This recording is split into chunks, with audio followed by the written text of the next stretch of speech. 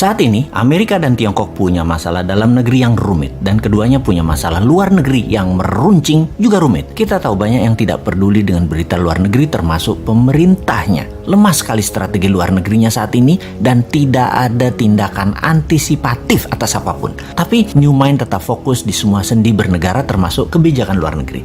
Kita bahas dan apa efeknya untuk Indonesia. Adakah ancaman resesi keuangan Amerika yang katanya punya hutang yang jatuh tempo Oktober tahun ini? Lalu, apakah ancaman salah satu perusahaan terkaya Tiongkok yaitu Evergrande yang hutangnya mencapai 7.000 triliun yang terancam gagal bayar? Akankah bisa picu krisis keuangan di Tiongkok seperti subprime mortgage di tahun 2009 di Amerika? Apa dampak hal tersebut? 1. Melemahnya ekonomi Amerika dan Tiongkok kah? 2. Menurunkan kebutuhan komoditas impor seperti baja, nikel, besi, batubara, dan lain sebagainya? 3. Agenda investasi kedua negara tersebut untuk Indonesia bisa tertunda atau dibatalkan. 4. Menurunnya harga komoditas akan menekan harga ekspor Indonesia. 5. Sentimen negatif terhadap pasar modal. Mungkinkah? Jadi bagaimana kita melihat hal itu semua? Kita urai jawabannya satu persatu. Evergrande tidak akan sistemik, tidak akan seperti subprime, pasti akan dibantu pemerintah Tiongkok, tapi juga dijadikan sebagai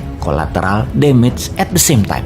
Tesis common prosperity atau sosialisme garis keras akan berlanjut dengan beberapa penyesuaian atas beberapa tesis yang tidak nyambung dengan tujuan jangka panjang Tiongkok. Salah satunya kripto yang sudah mulai dilarang di Tiongkok selain mengambil sebagian kekayaan orang kaya di Tiongkok. Capital flight sudah dan akan terus terjadi dari Tiongkok dan Hong Kong. Beneficiary-nya atau yang diuntungkan justru Singapura dan Malaysia. Ini yang di Asia Tenggara, bukan Indonesia. Di Singapura sudah sulit saat ini untuk cari Rolls Royce dan properti lux karena sudah diborong oleh orang Tiongkok dan orang Hong Kong yang hijrah. Mereka juga sudah banyak yang mendaftar untuk jadi PR atau permanent resident dan warga negara Singapura. Jadi kita detailkan untuk menjawab pertanyaan.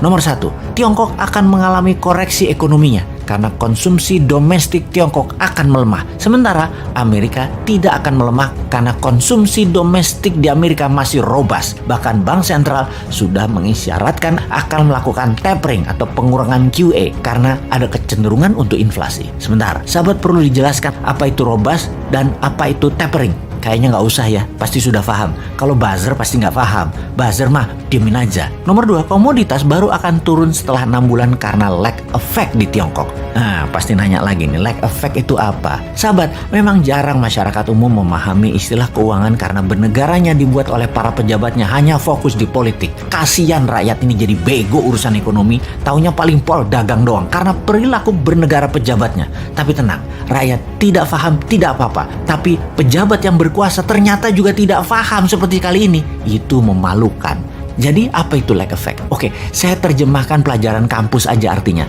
Bahasa Indonesia cari dewe ya.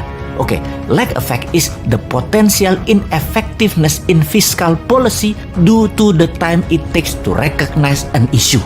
Dah, itu aja artinya.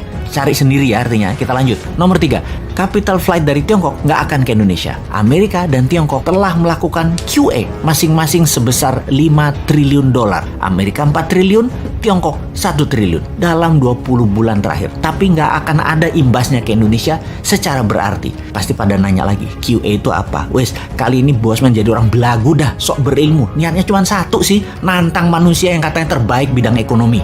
Oke, QE itu adalah quantitative easing. Terjemahan bebasnya adalah printing money. Wes, paham ya? 4. Harga ekspor komoditas akan terkoreksi setelah 6 bulan dari saat ini, tapi akan bergerak hanya turun sedikit. 5. Pasar modal akan terkoreksi sedikit, tapi akan terbang kembali. Dikarenakan uang beredar di Amerika, di Uni Eropa, di Jepang, di Tiongkok masih masif. Rasio M2 terhadap GDP masih jauh di atas 100%. Jumlah M2 masih di atas US dollar 100 triliun. Ini akan terus mempengaruhi pasar modal secara positif dan kebanyakan akan dialokasikan di tesis-tesis abad ke-21 seperti teknologi, nanoteknologi, AI atau artificial intelligence, bioteknologi, robotik, dan spaceship dan lain sebagainya. Tidak akan invest di Indonesia kecuali nyedot sumber daya alam seperti sekarang yang rakyatnya nggak dapat apa-apa, negaranya nggak dapat apa-apa, pejabatnya dapat dong, masa tidak?